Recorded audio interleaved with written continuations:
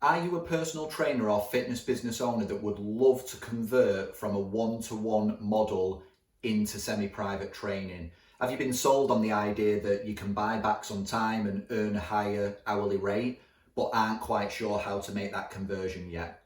Well, in this week's installment of the Profit Podcast, we've talked about how to actually make this conversion and some of the mindset and some of the obstacles that might be in your way to start off with. And in today's video, I'm going to break down some of those basic principles for you that are taken from our longer episode on this particular topic. Hi, I'm Matt Robinson from the Profit Podcast, and today we're going to break down how to convert your business from a one-to-one model into a semi-private model. First of all, let's have a little think about the type of mindset you have to adopt to run a business like this. So, number one, you have to still make this client-centric. It has to be client-centered. Their experience is still as important as it was with your one-to-one PT business. And what this is about taking a principle of business model and applying it to your clients in a way that suits them so that they're happy and that you're happy.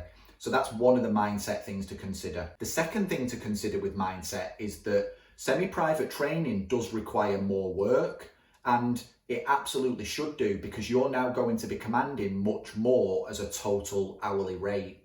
If you were charging £40 for a one-to-one session before, and now you're charging £25 per person for groups of 3 to 4, your hourly rate has increased massively.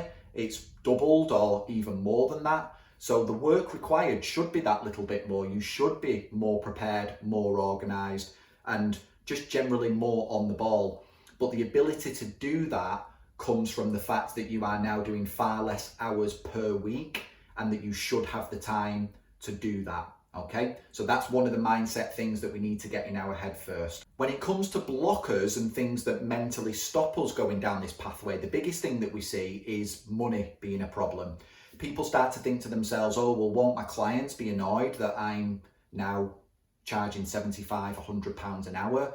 Will they not think that, I'm ripping people off and things like that? And the way I like to talk about this and the way I like to handle this on a personal standpoint is I think to myself, well, if I'm charging my clients £25, let's forget for a moment that they're training with other people.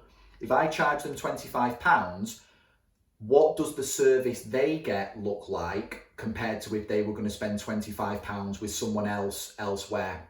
So if my client went and spent £25 with another trainer, would my service be better or worse than theirs? And my answer, in all honesty, is that I believe that my service would be better. Even if they were getting one-to-one PT, if they're only paying £25 for it, it's probably a far less experienced trainer.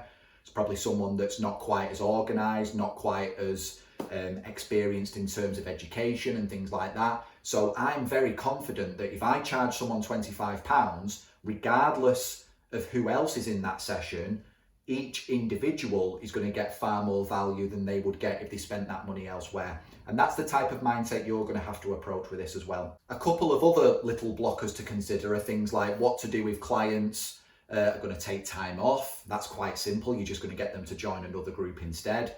What do I do with new clients? Well, you're going to have to change the way that you onboard people into your business. That's something that is going to have to change. And similarly, what about reviews and stuff like that? Again, you're not going to be able to do that in the same way that you used to, but there is always answers. We can change to a more of like an online check-in process. We can do a shorter review session. We can look at who needs different types of reviews to suit them. So there are always answers. There are always ways around these little blockers. It's just about finding the ones that suit you and suit your clients best. Now that we've talked about these mindset issues and these blockers, let's have a look at converting from one-to-one to semi-private in a bit more of a set structure. The first thing you could do is what I would call the clean break method. And this is where you give your clients a little bit of notice that in 3 to 6 months' time, your model is changing from one-to-one to semi-private. Everyone's sessions will change, everyone's payments will change. Here's what it'll look like, and here's why it's happening.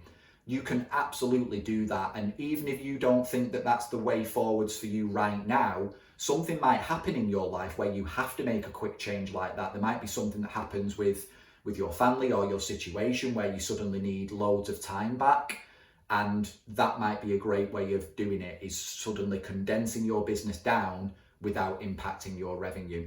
So that's one way forwards and one way that you can approach doing this. The second way you can do this is what I call the drip feed method. And this is the way that I believe most trainers probably go about this in regards to implementing semi-private.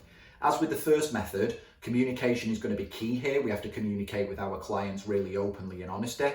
But the first thing I would do is draft out a diary of what your semi-private business would look like. Who would train with who? Where would they train? What would the groups look like?